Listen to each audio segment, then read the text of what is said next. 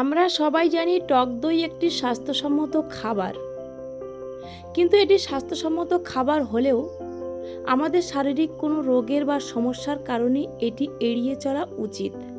1 নম্বর, acidity বা গ্যাস্ট্রিকের সমস্যা। টক দই অ্যাসিডিক প্রকৃতির, তাই যাদের অ্যাসিড বা গ্যাস্ট্রিক আলসারের সমস্যা আছে তাদের জন্য টক দই খেলে সমস্যা বাড়তে পারে। 2 নম্বর, সাইনাস বা ঠান্ডাজনিত সমস্যা। যাদের ঘন ঘন ঠান্ডা লাগে বা সাইনাসের সমস্যা থাকে তাদের জন্য টক দই বিশেষ করে রাতে খাওয়া একদমই ঠিক নয়, কারণ এটি শরীর ঠান্ডা করে দেয়। 3 নম্বর, অ্যাজমা বা হাঁপানি রোগী। দই শরীর ঠান্ডা করে, তাই হাঁপানি বা শ্বাসকষ্টের রোগীদের এটি আরও জটিল সমস্যা তৈরি করতে পারে, তাই এটি থেকে দূরে থাকুন। 4 নম্বর, আর্থারাইটিস বা বাতের ব্যথা। টক দই শরীর ঠান্ডা করে বলে বাত বা আর্থারাইটিসের ব্যথাটি বাড়তে পারে, তাই এসব রোগীদের খাবার একদম সীমিত রাখাই ভালো।